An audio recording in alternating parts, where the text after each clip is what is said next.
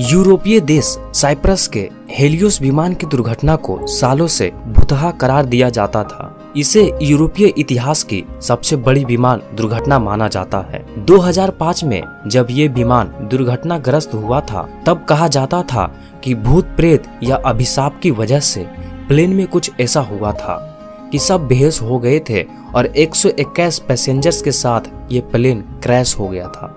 लेकिन जांच में चौंकाने वाली बातें निकल कर आई। 14 अगस्त 2005 को इस विमान ने साइप्रस से ग्रीस के लिए उड़ान भरी थी, लेकिन 18,000 फीट की ऊंचाई के बाद विमान का संपर्क कंट्रोल रूम से टूट जाता है। संपर्क टूटने से पहले पायलट और कंट्रोल टावर के बीच बातचीत होती है। पायलट प्लेन में हो रही अजीब चीजों का जिक्र करता है। प्लेन में अचानक एक अलार्म बजता है। ये अलार्म सुन पायलट हैरत में पड़ जाता है। दरअसल इस अलार्म का मतलब होता है कि विमान उड़ान भरने के लिए तैयार नहीं है। इसी बीच अनहोनी हो जाती है। रिपोर्ट्स में सामने आता है कि विमान के कैबिन में तापमान और दबाव बहुत कम हो जाने से वो क्रैश हो जाता है। इसमें पूरे 121 लोगों की मौत हो जाती है। जांच में विमान से भेजे गए संदेश कई तरह के सवाल पैदा करते हैं। एक वॉइस मैसेज में पायलट यात्रियों के ठंड के जमने की बात करता है और दूसरे मैसेज में कंट्रोल टावर से टेक्निकल मदद मांगते हुए संपर्क टूट जाता है। यात्रियों और पायलट के बेहोश होने की बात सुनते ही ग्रीस एयरफोर्स को सूचित किया जाता है। एयर ट्रैफिक कंट्रोल को ये डर रहता है कि कहीं ये कोई आतंकी घटना तो नहीं। इसके बाद एयरफोर्स के 2 विमान तेजी से इस फ्लाइट की ओर बढ़ते हैं। इस दौरान ये फ्लाइट ऑटो पायलट मोड में ऊपर चढ़ती हुई 34,000 फीट तक पहुंच जाती है। फाइटर जेट कुछ ही मिनटों में फ्लाइट के करीब पहुंच जाते हैं और आर्मी के पायलट्स को खौफनाक दृश्य नजर आते हैं। आर्मी के पायलट रिपोर्ट करते हैं कि हेलियोस विमान के कॉकपिट में एक पायलट बेहोश है, जिससे प्लेन के ऑटो पायलट मोड में जाने की बात साफ हो जाती है। वहीं दूसरी सीट में को पायलट नजर नहीं आता है।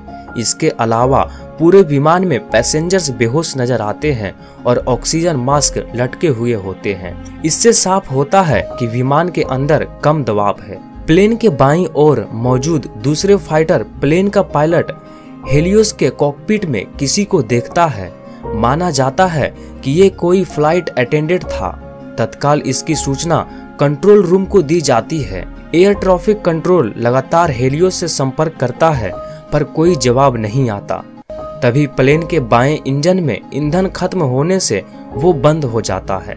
प्लेन नीचे की ओर जाने लगता है। करीब 10 मिनट बाद दूसरा इंजन भी बंद हो जाता है। एयरफोर्स संभावित दुर्घटना क्षेत्र के बारे में ग्राउंड पर सूचना दे देती है। दोपहर 12:04 पर विमान एथेंस से 40 किलोमीटर दूर एक पहाड़ी इलाके में दुर्घटनाग्रस्त हो जाता है, जिसमें क्रू मेंबर समेत सभी 121 लोगों की मौत हो जाती है। अखबार में लोगों के बेहोश होने की बातें भी छपती है, जिससे लोग भूत प्रेत से जोड़कर देखने लगते हैं, पर यह सच नहीं है। सालों बाद जांच में चौंकाने वाली बातें सामने आई। बताया गया कि छोटी सी चूक ने 121 लोगों को मौत के घाट उतार दिया। दरअसल ये चूक थी विमान के एयर कंडीशनर और प्रेशर कंट्रोल सिस्टम की। एक दिन पहले इसमें खराबी सामने आई थी, जिसके बाद रूटीन चेकअप में इसे सुधारा गया था। लेकिन चेकअप के बाद प्रेशर सिस्टम को मैनुअल मोड से ऑटो मोड में नहीं लाया गया था। इसी कारण 18,000 फीट की ऊंचाई के बाद विमान के अंदर का प्रेशर सिस्टम फेल हो गया और ऑक्सीजन की कमी से लोग बेहोश हो गए। यही पायलट के साथ हुआ। काफी देर तक पायलट का रिस्पॉन्स नहीं देने से विमान ऑटो पायलट मोड पर चला गया और ईंधन खत्म होने से दुर्घटनाग्रस्त हो गया।